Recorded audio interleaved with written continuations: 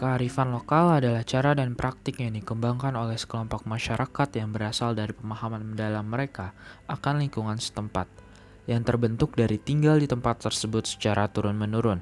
Dan pada video kali ini, kami akan membahas kearifan lokal di daerah Bekasi. Bekasi merupakan salah satu kota yang ada di Provinsi Jawa Barat. Selain dikenal sebagai kota patriot, Bekasi rupanya memiliki berbagai kearifan lokal, baik adat, istiadat, budaya, kebiasaan, dan banyak hal lainnya.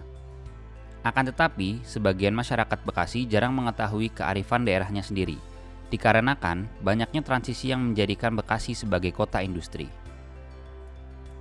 Kami ambil contoh mengenai kebudayaan.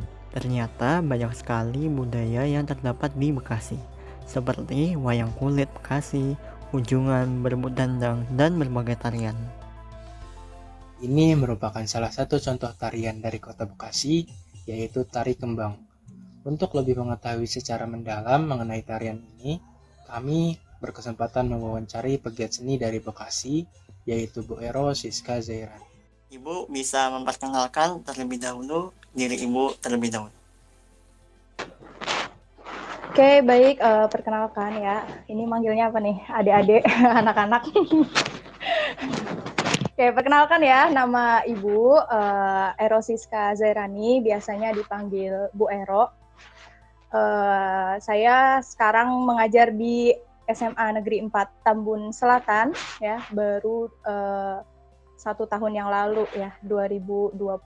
Latar belakang seni ya. Jadi kalau Bu Ero lulusan Universitas Negeri Semarang, jurusannya pendidikan seni, drama, tari dan juga musik. Ya, jadi kalau misalnya ditanya latar belakang seni dari mana, dari jurusan kuliah ya. Jadi dulu kuliahnya Bu Ero mempelajari terkait seni tari, sebetulnya seni tari, tapi nggak tari juga, kadang ada seni musiknya, tapi lebih dominan pada seni tari karena program studinya itu seni tari, tapi jurusannya seni drama, tari dan juga musik gitu. Kita sebagai masyarakat Bekasi jarang sekali mengetahui tarian daerah asal Bekasi. Ibu bisa sebutkan tidak apa saja tarian yang berasal dari Bekasi? Oke, kalau tarian dari Bekasi sebetulnya ada banyak ya, beberapa. Dan juga kebanyakan namanya tari kreasi, karena tari itu kan macam-macam ya. Nah, di antaranya ada tari topeng Betawi, kemudian tari dodogeran, dan juga ada yang paling booming ya, yang paling banyak ditarikan itu tari kembang Bekasi kalau sekarang. Itu sih di antaranya ya. Tadi Ibu Ero, mohon maaf jika salah sebut, menyebutkan bahwa yang lagi booming itu tari kembang ya.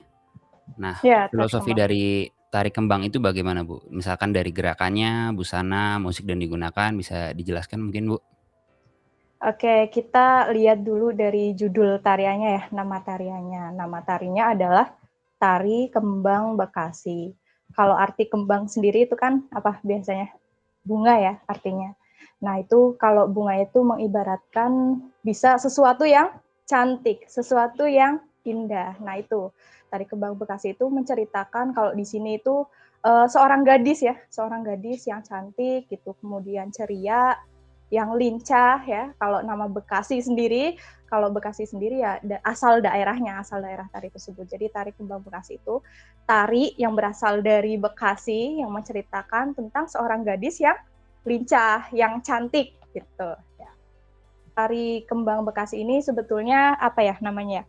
Adaptasi dari tari topeng Bekasi. Nah, tari topeng Bekasi ini adaptasi lagi dari tari ronggeng gitu. Nah, Bekasi ini kan wilayahnya ada di tengah-tengah ya, ada di tengah-tengah antara Jawa Barat dan juga sama Betawi juga gitu. Jadi di tarian kembang Bekasi ini sebetulnya gerakannya itu gerakan tari ronggeng ya. Ronggeng itu kan dari Jawa Barat ya, dari Sunda. Nah, tapi kalau kita lihat dari busananya, kemudian musiknya, lebih pada condong ke Betawi. Gitu. Itu kalau tari kembang Bekasi. Jadi yang namanya budaya itu kadang ada percampuran ya, semacam itu. Tari kembang Bekasi ini termasuk dalam tari kreasi gitu. Jadi karena udah ada percampuran budaya gitu, jadi udah nggak klasik lagi. Nah, ciri-ciri dari tari kreasi ini juga biasanya kita tahu penciptanya. Ya, kalau ini tari kembang Bekasi itu diciptakan oleh koreografernya itu namanya EM Bilianti atau Teh EM biasanya dipanggilnya. Nah, ini diciptakan tahun 2010 kalau tari kembang Bekasi. Pertanyaan selanjutnya mungkin? Sebelumnya izin masuk. Kalau boleh tahu, alasan apa sih yang memotivasi Ibu menjadi pegiat seni seperti sekarang ini? Oke, kenapa saya bisa menjadi pegiat seni ya? Karena kalau saya berhubungan dengan seni itu udah dari kecil ya. Dari SD saya sudah menari ya, kemudian SMP juga suka ikut lomba-lomba, kemudian di SMA juga, kalau SMP mungkin lombanya masih tingkat kabupaten ya. Kemudian SMA juga udah tingkat provinsi ya, lomba-lomba, kemudian festival-festival.